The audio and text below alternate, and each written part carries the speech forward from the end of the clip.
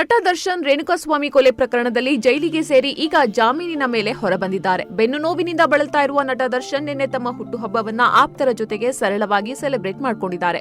ಈ ಬಾರಿ ಅಭಿಮಾನಿಗಳ ಜೊತೆಗೆ ಅದ್ಧೂರಿಯಾಗಿ ಹುಟ್ಟುಹಬ್ಬವನ್ನು ಸೆಲೆಬ್ರೇಟ್ ಮಾಡೋದಕ್ಕೆ ಆಗೋದಿಲ್ಲ ಅಂತ ವಿಶೇಷ ವಿಡಿಯೋ ಮಾಡಿ ಸೋಷಿಯಲ್ ಮೀಡಿಯಾದಲ್ಲಿ ಹರಿಬಿಟ್ಟಿದ್ರು. ತಮ್ಮ ಹುಟ್ಟುಹಬ್ಬಕ್ಕೆ ಮನೆಗೆ ಯಾರು ಬರಬೇಡಿ ಅಂತ ಅಭಿಮಾನಿಗಳಲ್ಲಿ ವಿನಂತಿ ಕೂಡ ಮಾಡಿಕೊಂಡಿದ್ರು. ಇನ್ನು ಹುಟ್ಟುಹಬ್ಬದ ದಿನವೇ ಡೆವಿಲ್ ಚಿತ್ರದ ಟೀಸರ್ ರಿಲೀಸ್ ಆಗಿದ್ದು ವಿಶೇಷ.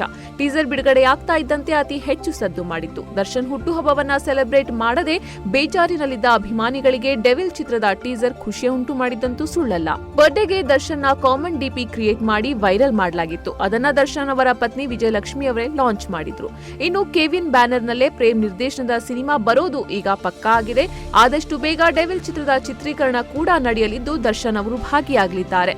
ಹಾಗೆ ರಾಜೇಂದ್ರ ಸಿಂಗ್ ಬಾಬು ನಿರ್ದೇಶನದಲ್ಲಿ ರಾಕ್ಲೈನ್ ವೆಂಕಟೇಶ್ ನಿರ್ಮಾಣದಲ್ಲಿ ರಾಜಾ ವೀರ ಮದಕರಿ ನಾಯಕ ಚಿತ್ರ ಬರಬೇಕಾಗಿತ್ತು. ಆದ್ರೆ ಅದು ಕಾರಣಾಂತರಗಳಿಂದ ನಿಂತು ಹೋಗಿತ್ತು. ಅದಾದ ಬಳಿಕ ರಾಕ್ಲೈನ್ ವೆಂಕಟೇಶ್ ಅವರ ಬ್ಯಾನರ್ ನಲ್ಲಿಯೇ ತರುಣ್ ನಿರ್ದೇಶನದ ಕಾಟೇರ ಚಿತ್ರ ಬಂತು. ಯಶಸ್ಸನ್ನು ಕೂಡ ಈ ಚಿತ್ರ ಪಡೆದುಕೊಂಡಿತು.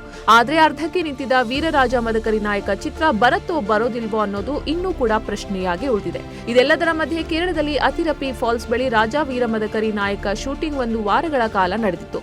ಈಗ ಆ ಸಂದರ್ಭದಲ್ಲಿ ತೆಗೆದಂತಹ ಫೋಟೋಗಳು ವೈರಲ್ ಆಗ್ತಾ ಇದೆ. ದರ್ಶನ್ ಜಟಾಧಾರಿಯಾಗಿ ಕುರುಚಲು ಗಡ್ಡ ಬಿಟ್ಟು ಹಣೆಗೆ ವಿಭೂತಿ ಬೆಳೆದುಕೊಂಡು ಕಚ್ಚೆ ಅಂಗಿ ಧರಿಸಿ ಫಾಲ್ಸ್ ಮುಂದೆ ಕಾಣಿಸಿಕೊಂಡಿದ್ದಾರೆ. ಆದರೆ ಈ ವಿಚಾರದ ಬಗ್ಗೆ ಅಧಿಕೃತವಾಗಿ ಯಾವುದೇ ಮಾಹಿತಿ ಸಿಕ್ಕಿಲ್ಲ. ಇನ್ನು ಚಿತ್ರೀಕರಣದ ಯಾವುದೇ ಫೋಟೋ ಅಥವಾ ವಿಡಿಯೋ ಲೀಕ್ ಆಗದಂತೆ ಚಿತ್ರತಂಡ ಎಚ್ಚರಿಕೆಯನ್ನ ವಹಿಸಿದ್ರೂ ಕೂಡ ಬಹಳ ದಿನಗಳ ಬಳಿಕ ಈ ಫೋಟೋಗಳು ಈಗ ವೈರಲ್ ಆಗ್ತಾ ಇವೆ. ಫೋಟೋಗಳನ್ನ ನೋಡಿದ ದರ್ಶನ್ ಅಭಿಮಾನಿಗಳು ತಮ್ಮ ನೆಚ್ಚಿನ ನಾಯಕ ಈ ಪಾತ್ರದಲ್ಲಿ ಕಾಣಿಸಿಕೊಳ್ತಾ ಇರೋದಕ್ಕೆ ಖುಷಿಯನ್ನ ವ್ಯಕ್ತಪಡಿಸಿದ್ದಾರೆ.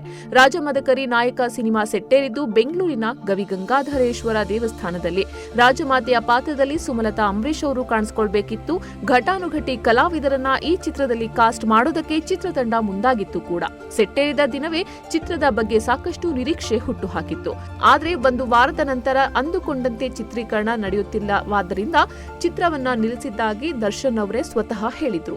ಆದ್ರೆ ಈಗ ಈ ಚಿತ್ರಕ್ಕೆ ಸಂಬಂಧಪಟ್ಟಂತೆ ಫೋಟೋಗಳು ಈಗ ವೈರಲ್ ಆಗ್ತಾ ಇದ್ದು ಚಿತ್ರಕ್ಕೆ ಮತ್ತೆ ಜೀವ ಬರುವ ಸಾಧ್ಯತೆ ಇದೆಯಾ ಎನ್ನುವ ಕುತೂಹಲ ಹೆಚ್ಚಾಗಿದೆ.